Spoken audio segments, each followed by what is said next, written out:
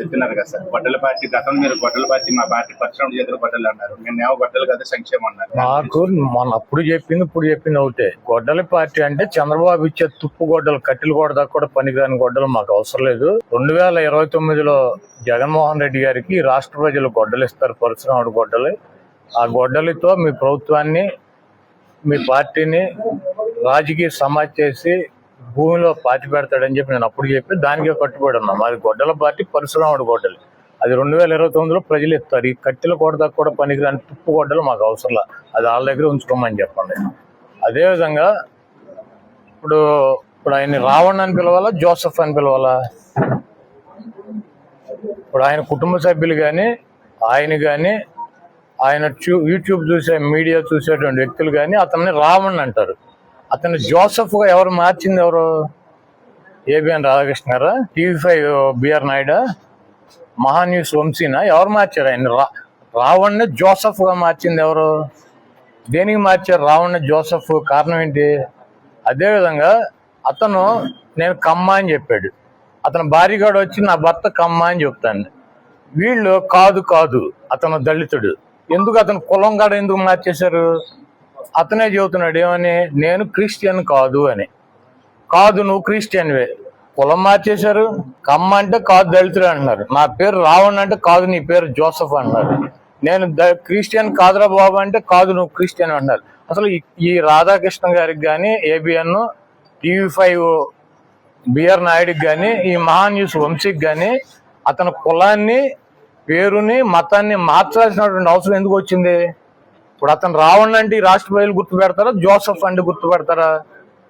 ఇప్పుడు అతను చెప్పింది, అతని భార్య చెప్పింది, అతని అనుచరులు చెప్పింది ఇదేది కరెక్ట్ కాదు. వీళ్ళు ముగ్గురు పెట్టిన పేర్లే కరెక్టా?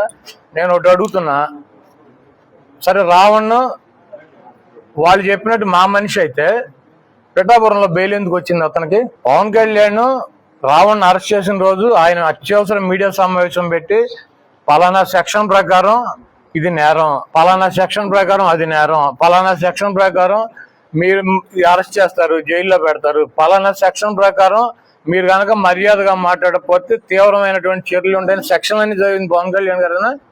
జగన్మోహన్ రెడ్డి పవన్ కళ్యాణ్ గారు చదివింది. పవన్ కళ్యాణ్ గారు చదివారు. ఆయన మీద కేసు ఎవరు పెట్టారు? పిఠాపురం పోలీస్ స్టేషన్లో జనసేనలో పెట్టారు.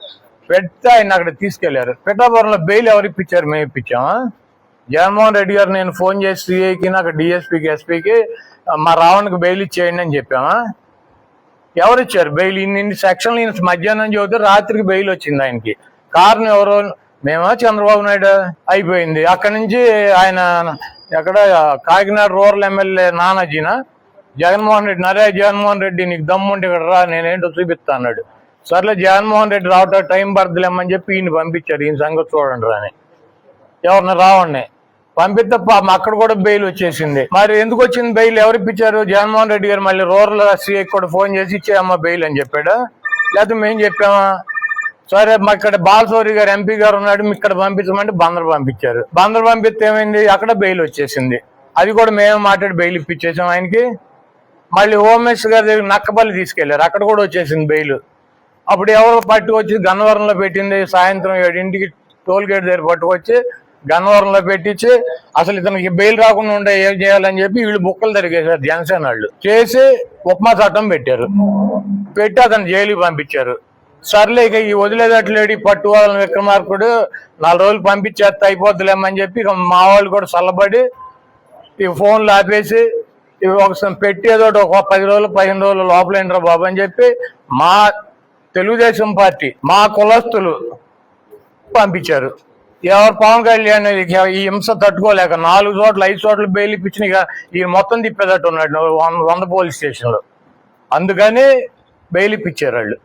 అతను రామన్ అతని పేరు జోసెఫ్ అని మార్చారు. అతను కమ్మ అని చెబుతున్నాడు. కాదు అతను దళిత్ అని చెబుతున్నారు వీళ్ళు. అతను నేను క్రిస్టియన్ కాదురా బాబు అన్నారు. కాదు నువ్వు క్రిస్టియన్ అంటారు. దేనికి ఇదంతా? ఎందుకు? అతని పేరు ఎందుకు మార్చారు? అతని కులం ఎందుకు మార్చారు? అతని మతం ఎందుకు మార్చారు? అతను 4 పోలీస్ స్టేషన్లో బెయిల్ ఇప్పించింది ఎవరు? మేమా? అతని కులం, మతం, పేరు కూడా మార్చింది మేమేనా? కాబట్టి ఇవన్నీ అతను జోసెఫ్ అని వాళ్ళు చెప్పేటువంటి జోసెఫ్, మేము చెప్పేటువంటి రాముని, రాష్ట్ర ప్రజలు మాట్లాడుకునేటువంటి రామును బాలకృష్ణ గాని లోకేష్ గాని చంద్రబాబును గాని ఒక మాట కూడా మాట్లాడు. అతను వీడియోలు పరిశీలించండి. జగన్మోహన్ రెడ్డి గారిని విమర్శిస్తాడు, పవన్ కళ్యాణ్ అయితే ఇక అద్దు బొద్దు లేకుండా విమర్శిస్తాడు. ఇప్పుడు అతని మీద నక్సల్స్ కి వ్యతిరేకంగా, నక్సల్స్ కి అనుకూలంగా ఉన్నాడని కేసు పెట్టానని చెబుతున్నారు. ఇతను నక్సల్కి అనుకూలంగా ఎప్పుడు చెప్పాడు? వాళ్ళు చెప్పాడు, నిన్న చెప్పాడు, మొన్న చెప్పాడా? సంవత్సరం అయింది. అప్పటి నుంచి ఈ ప్రభుత్వం ఏం చేస్తాను, గుడ్డుగూరలు పొళ్ళుతుందా?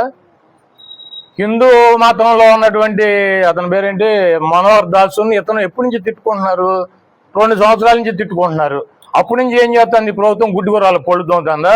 పవన్ కళ్యాణ్ పట్టుకొచ్చి 4 స్టేషన్లు తిప్పి 5వ స్టేషన్ లో ఉప్మా కేసు పెట్టేదాకా ఈ తెలుగుదేశం ప్రభుత్వం ఎందుకు పెట్టలా? అతను అంత ద్రోహి అయితే తెలుగుదేశం పార్టీ మరి అందరి మీద, చిన్న వాళ్ళ మీద, సోషల్ మీడియాలో పనిచేసే వాళ్ళ మీద కేసులు పెడతాగా, మరి వీళ్ళు ఎందుకు పెట్టలా?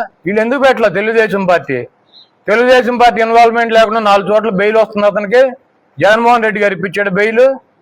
అయినా ఈయన పట్టు వాళ్ళని విక్రమార్కులకు ఉపమా చట్టం పెట్టాడు. ఇక సర్లే సావని అని వదిలేసి కులమో మతమో పేరు అన్ని మార్చి మా మీదకు తోలేరు. ఇక్కడ వైఎస్ఆర్ కాంగ్రెస్ పార్టీకి మాకు ఎటువంటి నష్టం లేదు. చంద్రబాబు నాయుడిని నమ్ముకుని ఇట్టాకి వెళ్తే మునిగేది జనసేన, మాకేం ప్రాబ్లం లేదు. ఇదే ప్రత్యక్ష ఉదాహరణ. ఆయన సెక్షన్లు ప్రెస్ మీట్ పెట్టి 5-6 సెక్షన్లు చెప్పి సెక్షన్ ప్రకారం శిక్షలు పడితే ఒళ్ళు దగ్గర పెట్టుకుని ఉండమని చెబితే ఈయన చెప్పిన 6 గంటల్లో పిఠాపురంలో బెయిల్ వచ్చేసింది. జగన్మోహన్ రెడ్డి గారు నేను చెబితే పిఠాపురం సిఐలు, ఎస్ఐలు, డిఎస్పీలు, ఎస్పీలు బెయిల్ ఇస్తారు అతనికి. ఈ పిచ్చి సెక్షన్లు పెడతారా? పవన్ కళ్యాణ్ సొంత పోలీస్ స్టేషన్లోనే పవన్ కళ్యాణ్ చెప్పిందని అడగదు. పవన్ కళ్యాణ్ ఎంపీలు ఎమ్మెల్యేలు ఉన్న చోటే వాళ్ళు చెప్పింది వాళ్ళ పోలీస్ స్టేషన్లో నడవదు. వాళ్ళు చెప్పిన సెక్షన్లు పెట్టరు పోలీసు వాళ్ళు. పైనుంచి బిగ్ బాస్ ఏం చెబితే అది నడుస్తుంది.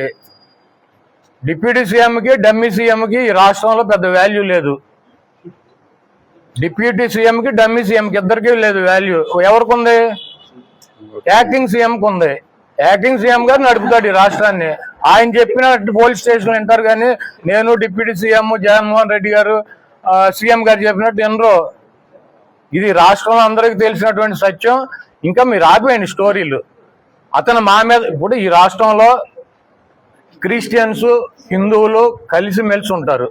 ఎందుకంటే క్రిస్టియన్ అనేది వేరే దేశం నుంచి వచ్చి ఇక్కడ సెటిల్ అయిన వాళ్ళు కాదు. ఇక్కడ ఉన్నటువంటి క్రిస్టియన్స్ సగం మంది వాళ్ళు ఉంటే సగం మంది వీళ్ళు ఉంటారు. ఒకే కుటుంబంలో అన్నో తమ్ముడో ఒక మతంలో ఉంటాడు, ఇంకొక అతను ఇంకో మతంలో ఉంటాడు. భార్య అది క్రిస్టియన్ అయితే హిందువుల భర్త ఉంటాడు. ఎవరెవరు కొట్టుకుంటారు? మీరు చెప్పారని చెప్పి కొట్టేసుకుంటారు అంటే అన్నదమ్ములు, భార్య భర్తలు, పిల్లలు, తల్లిదండ్రులు, పక్కింటి వాళ్ళు ఎక్కువ కొట్టేసుకుని ఇక మిమ్మల్ని అధికారంలో తీసుకురావడం వాళ్ళ పని అంటే. కాబట్టి పిచ్చి ప్రయత్నాలు ఆపేయండి. మీరు చేసినటువంటి పొరపాట్లకి పవన్ కళ్యాణ్ గారికి క్షమాపణ చెప్పుకుని మీరు ఏదైనా చేసుకోండి. అంతేగాని ఈ బుర్ర తెచ్చి మాకు రుద్దటం. అతను రావణ నేతను వాళ్ళ ముగ్గురిని ప్రత్యేకించి ఏమీ మాట్లాడడం. ఇది వాస్తవం కాదా చెప్పమనండి.